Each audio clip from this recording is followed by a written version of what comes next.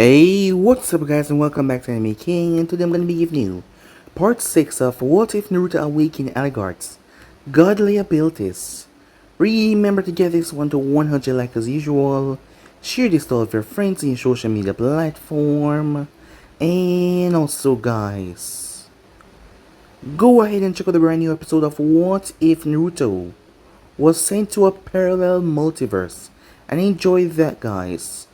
And remember, for anyone this is the first time you hear my voice, go ahead and check out Anime King 2 and Anime King 3. Yes, I indeed have 3 channels that I post what if on every single day for you guys to enjoy. So go ahead and check out those and enjoy guys. And yeah, without further ado, what is to begin this new episode start? The intro.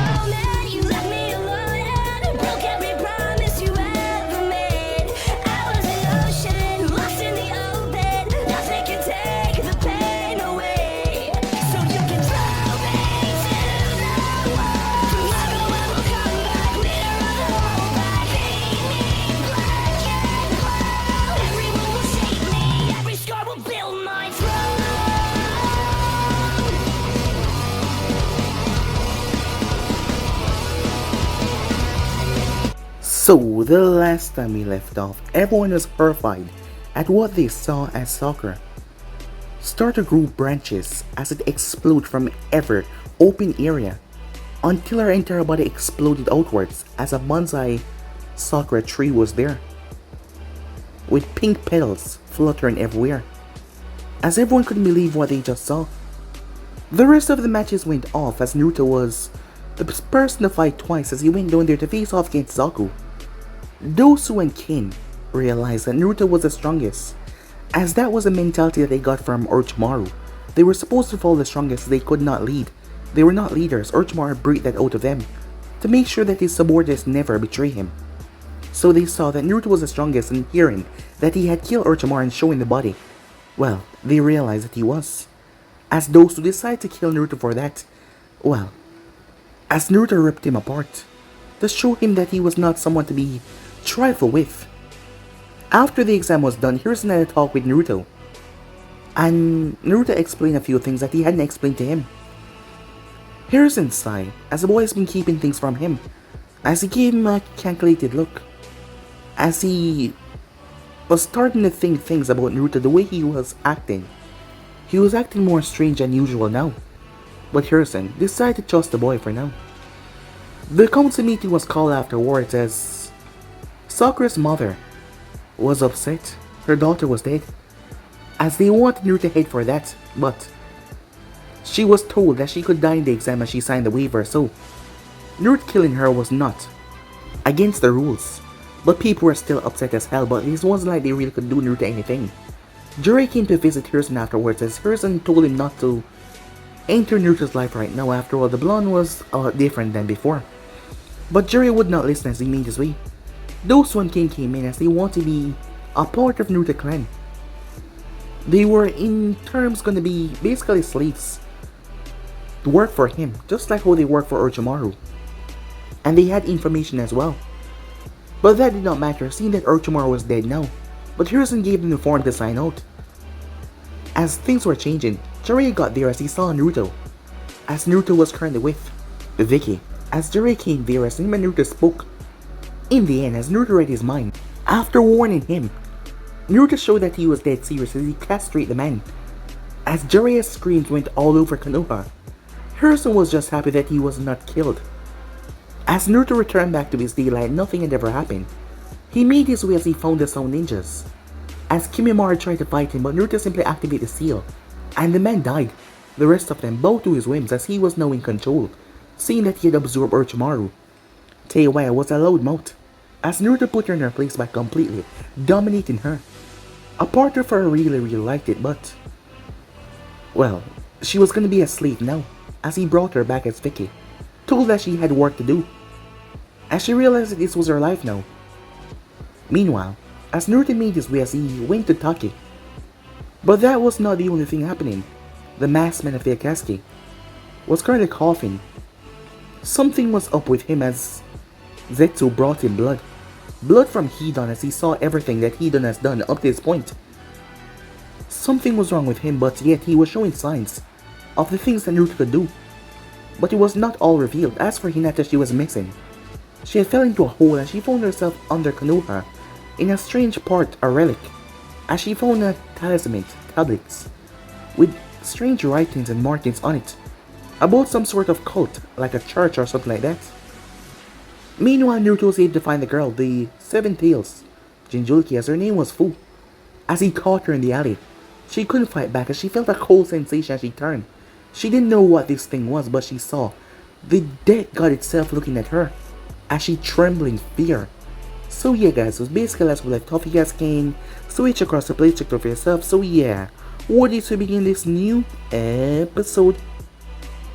Fu couldn't believe what she was seeing as she saw, as it was some kind of spectral behind Naruto. Grey skin, horns from his head. She watched as the arm of the thing ripped through Naruto's chest as it slammed into her stomach, but she did not feel the pain as she felt it coming back out with something in its hand. After several seconds, she was capable of realizing what the thing was holding on to. It was her bijou. Fear coursed through her body as she realized she was about to have the bijou ripped out of her, something that resulted in her death. She started to struggle harder and harder until she felt the life fading away from her being. As she fought with everything she got, but her body became so weak she couldn't fight anymore. As a lone tear slipped from her eye, as her world faded into darkness, she then felt warm. That was the sensation coursing through her body. Why am I warm? Am I in hell? She thought, as she kept her eyes closed as she was afraid of what she might see if she opened them. You're not in hell. Her eyes snapped open as she faced her assailant, looking at the person that somehow managed to steal her bijou. She saw their silhouette. He stood in front of a fire. As she was confused, why was the heat so much? Her eyes widened when she saw what the fire was. It was larger than she expected as she saw her home. Taki was being burned. My home. As she saw corpses all around in pale, on power lines, fences, signs, and even trees. As Naruto sighed, those humans were stupid enough to attack me after I used a Tensei ninjutsu on you. Had they just let me be, if they were smart enough, this wouldn't have happened, said Naruto, as he continued to gaze over the former waterfall village. Fu did not shift her gaze in the slightest as she was still overwhelmed completely by the sight in front of her. To think a single person could lay waste to an entire hidden village and then emerge completely unscathed was baffling.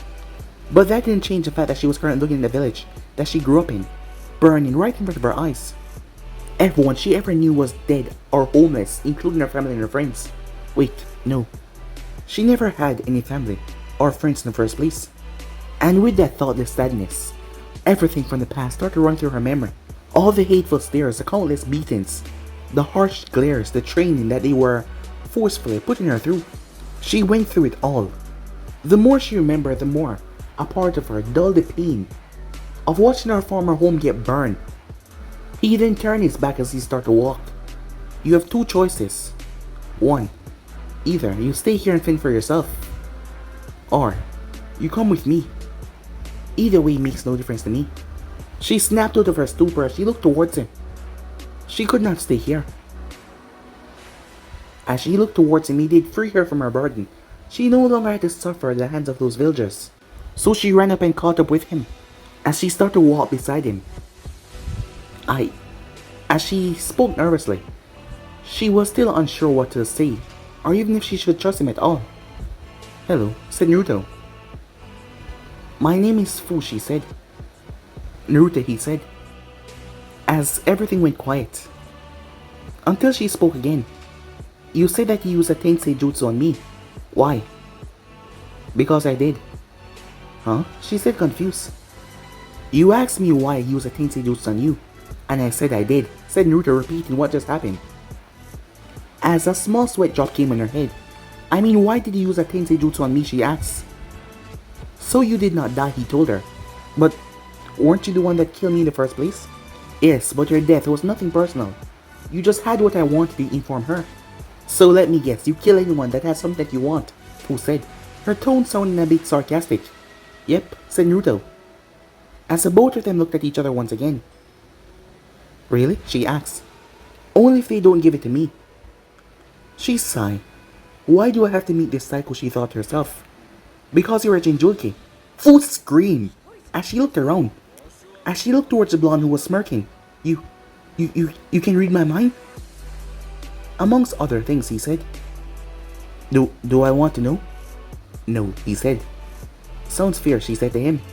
By the way, if you use a Tensei ninjutsu on me, how come you're still alive? I'm immortal. Immortal? Yes. A person cannot die. Really? Yes, really. Wow. So, where are we going? Here. Why? To collect this Sanbai and the Rukibai. So you intend to steal more Bijus? Yep. Why? More power. Aren't you powerful enough? Yep.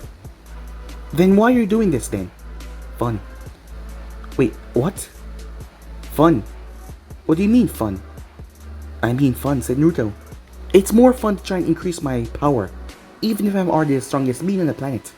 It just means I don't have to worry about defeating my enemies or being weak enough to protect my precious people. You have precious people, she said. As she did not believe that. Yes, said Naruto. I find that hard to believe. Then don't believe it, he said. Huh? Are you forgetting? I'm also a ninja. I could be lying about everything I'm telling you right now. As Fu blinked several times looking at him. Asshole. What? You wanted an asshole, he said. As she quickly realized what he said, her cheeks turned a big pink. What? No, of course not. Really? Yes, really. Okay then. As he started to casually walk once again. As she just looked at him. He has got to be the weirdest person I ever met, she thought to herself. As she continued to follow him. Time skip. Any outsider that visited Kiri could see that the situation was not good one bit. Everywhere you look, houses were collapsing. The ground was littered with massive holes from where giant explosive notes were used. No matter how hard you looked, there was no civilians, since they all moved out or died in the crossfire. Right now, however, the streets were anything but lifeless. Retreat! A random Jonin shouted before he got crushed by a large greenish appendage. Numerous ninjas started to flee for their life as a massive greenish-grayish turtle started to crush everyone around. Lava release. A massive sheet of lava appeared above the creature as gravity started to work its magic as the lava came down. The voice belonged to a woman in her early 30s as she was wearing a blue dress, split at the middle going down for mobility. Her hair was to the crimson side, more darker though, as one of her bangs came down in her face covering one of her eyes. The other one was green. As the lava swallowed the beast, steam started to fill the air until one of the massive tails crushed several more shinobis as the beast emerged completely unscathed. Damn it. As long as Yagura is in control, we don't stand a chance against that beast, the woman muttered. Terumi-san, it is unlikely to work, but I can try to disrupt the Mizukage mine. A white cloaked man wearing an animal mask appeared next to the woman. It's worth a shot, do it, she said. The man placed his hand into a unique formation, his body then limp, before he got back up rather quickly. I'm sorry, Terumi-san, but Sapir I cannot disrupt. The Mizukage is mine, the young said. May frown at that. Then I guess your lucky Donzo sent me to back you guys up. As someone appeared above the monster and slammed their boot into its head, a shockwave exploded outwards from the beast, crushing the ground when it hit it, as several of them were blown away. As Naruto jumped off the beast and landed, as the Sanbai eyes focused on him before one of his tail came down to skewer Naruto until he raised his hand, the tail slammed into his palm. He did not move, but the ground underneath him was not so much better. The ground was eradicated by the force, as everyone was beyond shock, watching a child caught the limb so effortlessly after all the violent, chaotic destruction that the force had caused while in this transformation. Wow, I can't believe that he's that strong. Mei Terumi turned. Who are you? She said. My name is Fu. What's yours? Mei Terumi. As she looked towards the other guy. Fu, he said. As the both of them looked at each other. We have the same name, said Fu. Indeed. Just refer to me as Envu, he said. That seemed simple enough, said me, as a small earthquake hit the area. Looking back to the battle, the sandby was on his back. With only 2 tails, the third one was being dissolved next to the blonde, as he had removed it. As Naruto looked down, the disappointed look on his face. Well, I thought I would get a better workout from this, but this is boring. It was then that he felt something.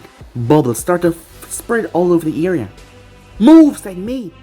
As Naruto realized it was the other Jinchuriki, so he was working for Yagura. The bubbles exploded as Mii's eyes went wide. Damn it. He was their best bet of winning this, but now he's... What's with all the smoke?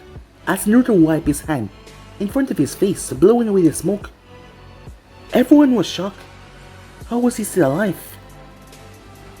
As he looked towards the bubble user.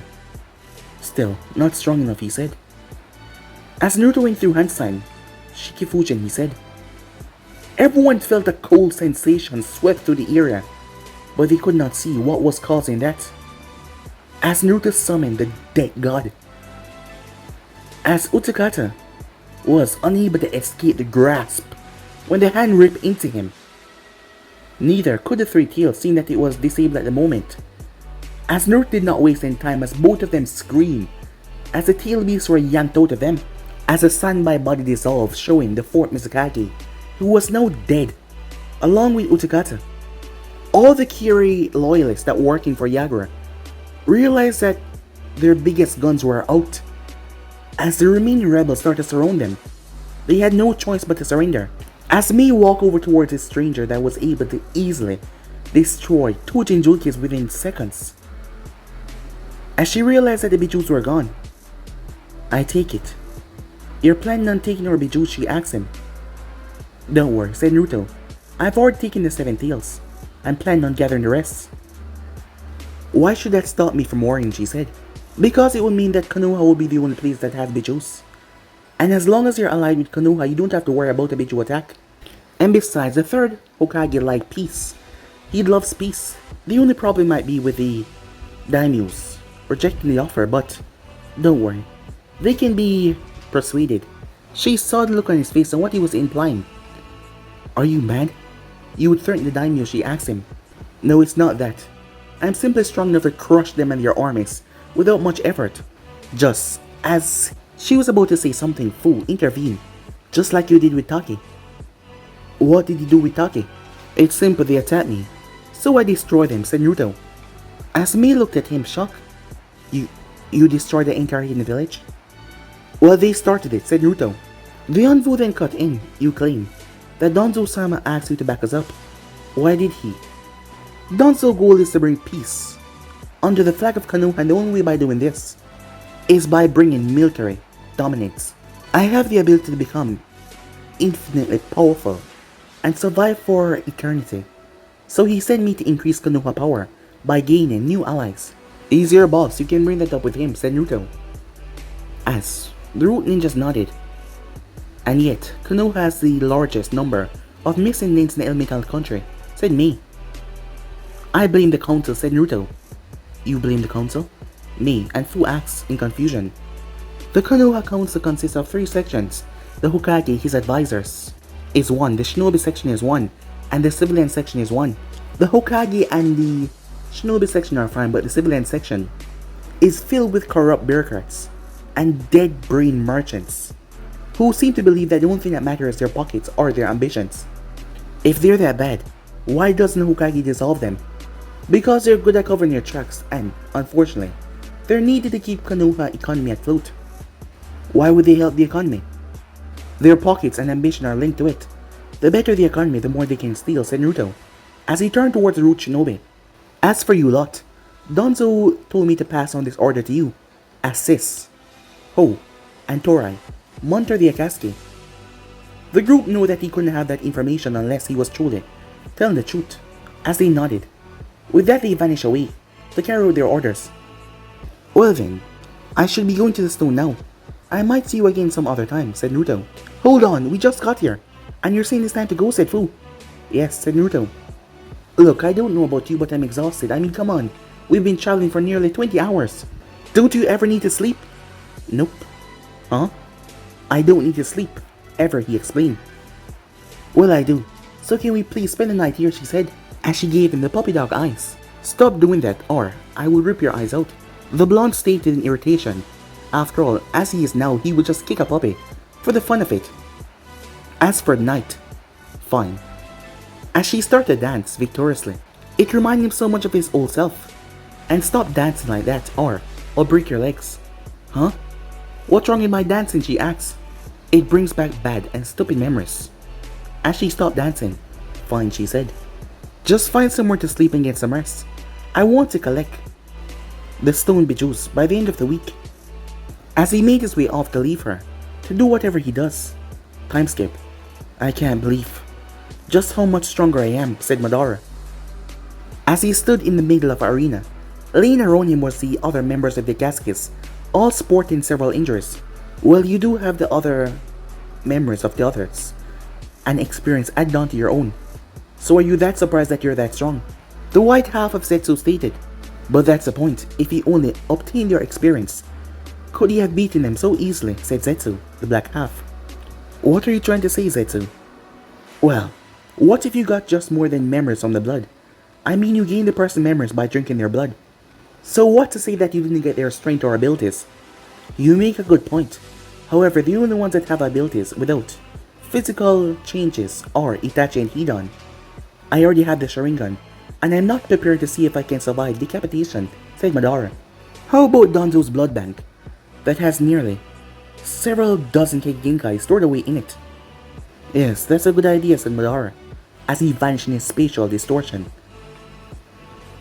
I wonder how strong you will be when you get back, the white half of Zetsu said. I suspect you'll be very strong, the white half said. He's already very strong. Exactly. After a moment or two, Madara reappeared. All the blood, it's gone, he said. What? Both half of Zetsu said. It appeared that the Kyuubi Shinjuku has absorbed all of Danzo's samples. Where's Hidan? Laying on the floor where you left him. As Madara walked over, he started to take his anger out on Jashness. Back in here, Naruto sat on the Mizkaya's tower. As he looked over the village. What do you want, Terumi-san? I want to know about this Danzo person. What does he gain by sending his men to eat us? Nothing really, considering that he's dead. What? Said me. What happened? He pissed me off, and I've been impersonating him in front of his men ever since. So was it him or you that sent us aid? Me. And what do you gain by doing this? Those bijous, and allies for Konoha. She sighed. You're a strange one, you know that? It's better to be strange and interesting than normal and dull. I suppose you're right, she said, as she left him to be in peace. As he sighed, the problem always starts when no one wants to fight me. Time skip. Fu enjoyed the feeling of not being confined to clothes. So as many Takeshinobis knew, she usually sleep in the buff. As she slowly awoken, as she felt something next to her. Fu's eyes widened when she saw the blonde sleeping right next to her. He wasn't sleeping, his eyes were open and he was naked. Hello, Fu. Did you enjoy last night? Fu screamed. What the hell? As she pulled away, hugging the sheets to herself. Is there a problem? He said, looking confused. Is there a problem? Is there a problem? I go to sleep and wake up, you're next to me, naked. Surely you're joking, he said. What do you mean, joking? You don't remember last night, he asked. What the hell do you mean? You don't even remember a single night of passion, he asked her. A single night of passion? Just joking, he said, as he got up, his clothes formed over him from blood that came out of his skin. I just couldn't help myself when I found out that you sleep commando. Huh? Said Fu. It was quite amusing, said Naruto, as Fu's anger flared back up as she punched him, as he simply laughed it off. Anyway, get dressed. We're leaving in 1 hour. Huh? Why an hour? Because I feel like it, he said, before there was a quick flash of blue light around the room. What the hell was that? A soundproofing barrier. Did you really think I'll do a joke like that and let everyone hear, he said, as he left the room. Fu sighed, thank God he didn't do anything. Wait, that bastard saw me naked. As she wasn't particularly happy about that. Meanwhile, it has been decided that I will take up the mantle as 5th Mizukage now that Yagura is dead. I'll be going to Konoha to discuss our alliance. I'll probably stick around for June exam, said me. Yes, about that. Don't tell Hokage about my route on Fu. I'm keeping him a secret for a reason, he told her. Attempting to overthrow him, are you? She asked. Nope, plausible deniability, said Naruto. And why don't you want to overthrow him? She asked him. I'd rather work on the field, or in the shadows. Not spend my time stuck at a desk and doing useless paperwork. He already offered a job to me, but I turned it down, said Naruto. So you're more of a hands-on kind of guy, she asked. You can find out when we meet in Konoha, said Naruto, with a grin of his own. In Konoha then, she said. Hey, what do you mean by that? Said Fu as she appeared. Nothing important, said me. Well then, since you're finally here, we can leave. I'll see you soon, Terumi-san, he said, as he turned and walked to the gate, as he was quickly followed by Fu, who was still pissed at him. Time skip. Well, that was anticlimactic, said Naruto, as he walked away from the large crater that was once the hidden stone, leaving Fu gaping at him at the sheer destructive power that he possessed. He had to admit getting the Yanbai and Gobe was easier than he expected. Then again, he kind of destroyed the hidden stone with a attack that he did not mean to really hit it with. It was kind of an accident. He had discovered that creating a giant, a supermassive Rasengan out of the chaotic chakra inside of him was too much destructive than he thought. He had resurrected the Yanbai container, a red-haired man, go by the name of Roshi. He had failed to resurrect the Gobi container. Well, it was kind of hard to bring back someone when you completely eviscerate their body completely. If you're so strong, why don't you use limitation seal, said Fu, as he was complaining about no one being strong enough to give him a good fight. Tell me, why doesn't ninja villagers use limitation seals on Bijutsu instead of fighting them at full power, said Naruto. I don't know, said Fu, confused. It's simple. A limitation seal can only seal away a certain amount of power before it locks up, because it cannot contain it more. And a limitation seal would only seal away 0.1% of my power, so it would be pointless to put on myself. As Fu stared at him. What, said Naruto? Just how strong are you? I don't know, said Naruto. You don't know? Well, I haven't fought anyone that has been able to push me to my limits, so I'm not sure how strong I am, said Naruto. Well, point taken, she said as she looked back. Good, it's time to go to Konoha. Wait, what about the Stan and Humo, she asked. They are attending the tuning exams held within Konoha, and I think it would be a better idea to get more control over my strength. You know, the more I talk to you, the less I fear you. Well, that is until you destroy something else. It's fun being a monster, he said with a smirk. Can we just get to Konoha? I'm really tired, you know. Are you gonna sleep with your clothes on this time? Shut up, you pervert! Huh, so touchy. Time skip. Hiruzen sighed as he looked towards the blonde that walked inside. As Hiruzen lit his pipe up, Naruto was about to say something, the man raised his hand, stopping him. As he lit his pipe up, as he took a draw and blew out smoke, he relaxed in his chair. Now we can talk. Naruto, can I assume that you're responsible for not one, but two hidden villages' destruction? In my defense, Taki attacked me first, and the stone was an accident. Hiruzen sighed as he held his head. Why were you even there? Biju collecting. How? Hiruzen said. The Shiki Fujin. And you're immortal enough to survive using that jutsu. Tuh, obvious. Hiruzen buried his head in his hands as he looked up. Who have you brought with you this time? Greetings, Hokage-sama. My name is Fu, a former Taki ninja and the former host of the 7th Biju. The former host?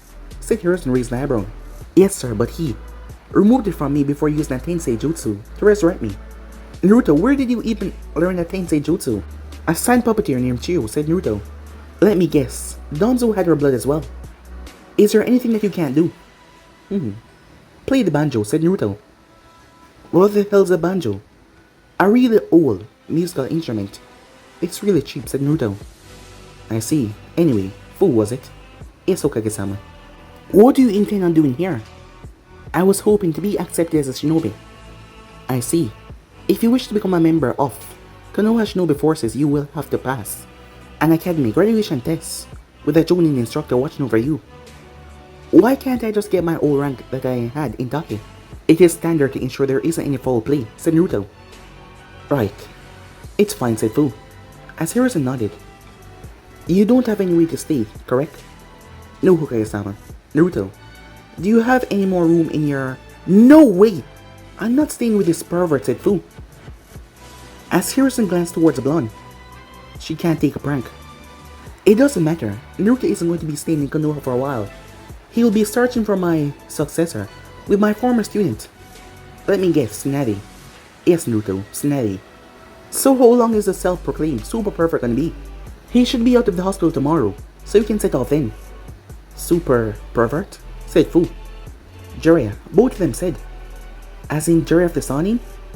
Yes. Why is he in the hospital? Well, that's quite simple, Naruto. Decide to castrate him. As the whole room went quiet. Why? Fu asked. He was planning something I wasn't prepared to allow. Regardless, I'll see you later. I got some work to do. Before Hiruzen could say anything, he was gone. Damn it, said Hiruzen, as he wanted Naruto to show Fu where she was going to be living. As he called one of his uncles. Moments later. Hello. Why are you here, said Victoria, as she saw the uncle. She noticed a girl. This is Fu, a former ninja of Taki. Before its destruction. Let me guess. Naruto can decide to bring it home with him, said Victoria. Hey, I'm not an 8, said Fu. Oh, that's very nice. Do you think you can tell me where Naruto is, said Victoria. I'm not sure. He said that he had something to do. Alright, fine, get your ass in here, she said. Oh, by the way, Uzumaki-san can leave the village tomorrow with Jiraiya-san to search for a new Hokage. Goodbye. As the uncle vanished away. So, who are you anyway, Fu asked. I'm Naruto-san's mate. He doesn't seem very faithful to me, said Fu as she thought back to his prank. Let me guess. He slept with you, right? Well, he claimed that it was a prank, but the fact is, he saw me naked and got in the same bed as me. Were you sleeping, Commando? Yeah, said Fu. Then it was just a prank. How the hell can you call that a prank? Because I would have done the same thing, said Victoria. Fu sighed. What have I got myself into? The next day, I hate you. Well, the feeling is mutual, said Naruto. As both men kept on arguing, but thanks to Naruto's focus, they were able to find Tsunade quicker than expected. As they found her in a bar in a remote town, near to Sakinakune. Jiraiya, what the hell are you doing here? She appeared to be a young woman, with honey brown eyes and blonde hair tied into 2 ponytails. She possessed a diamond in her forehead that had a large amount of chakra. A lot for a human, that is. As Naruto stepped forward, Hokage-sama has asked you to return back to Konoha to act as his successor.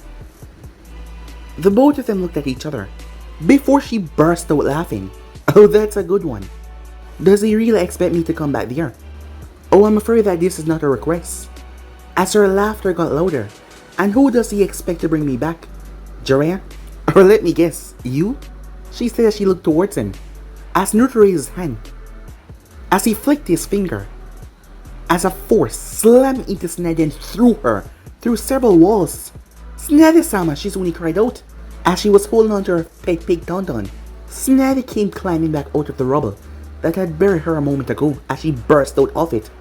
What the hell was that, she thought. The only thing she saw him did was flick his finger and she felt like she was punched by herself in her prime. So will you come willingly, or do I have to use more force? How about this? You screw the hell off before I get mad, she said to him. Very well, force this. He flicked his finger as she moved. The table and the ground was obliterated. In less than half a second, Naruto's head was completely blown off. Huh, not so tough now are you, she said, as she spat blood from her mouth, as she started to heal her broken ribs. Do you honestly think mere decapitation can kill me? Her eyes snapped open in shock. I'll be honest with you, girl. I think you would make a terrible Hokage. Unable to stand the sight of blood, unable to put others before yourself.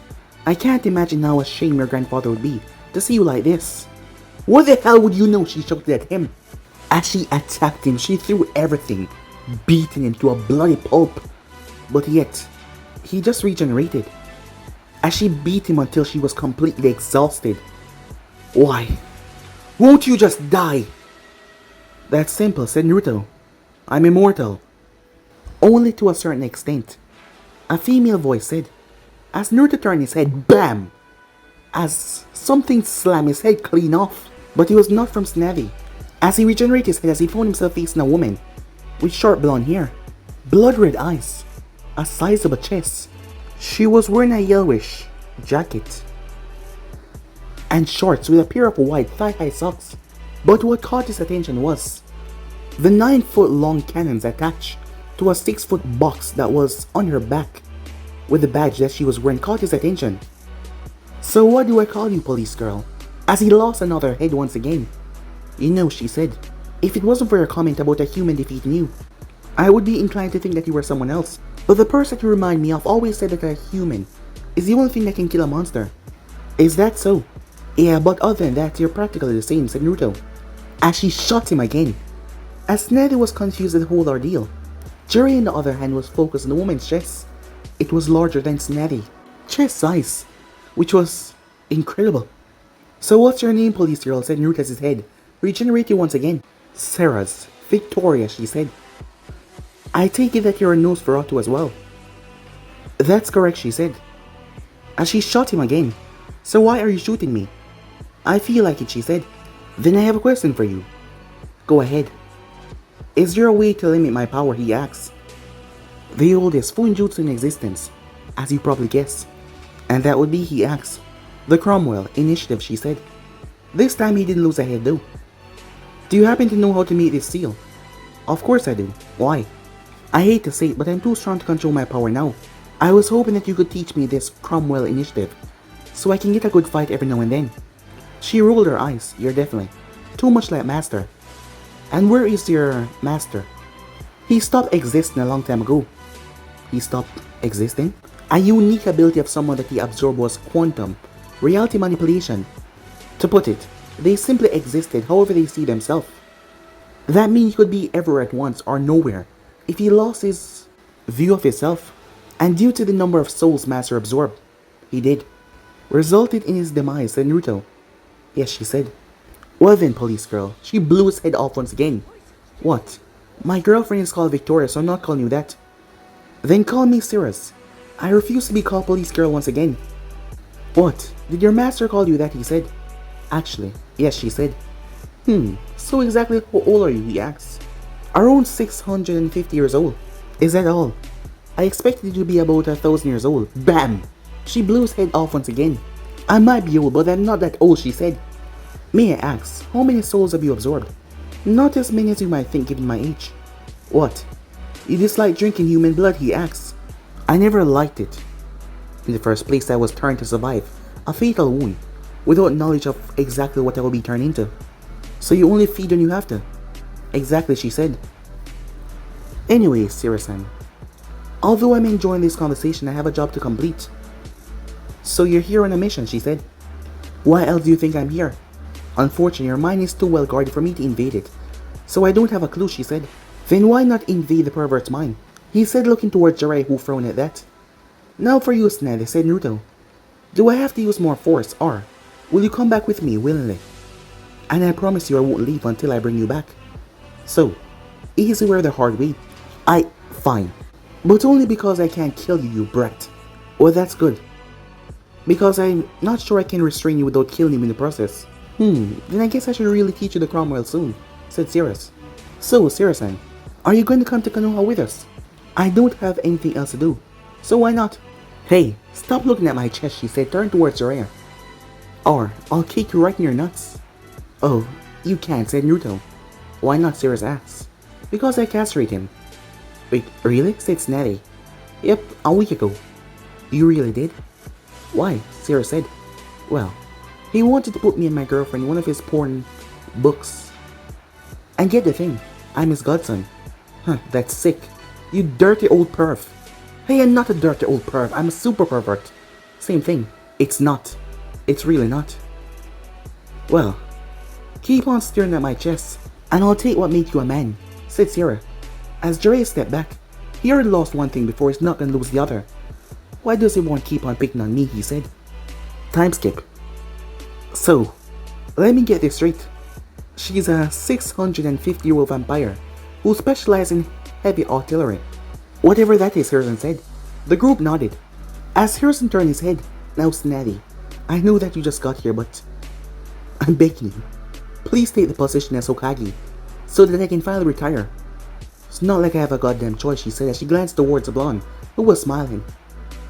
As Harrison ran, as everyone was surprised and the man ran away, he just ran, leaving the office. He was tired of all this. It was too much. It was finally time for him to settle down and have a wonderful life. Back in the office. I guess he really wanted to leave.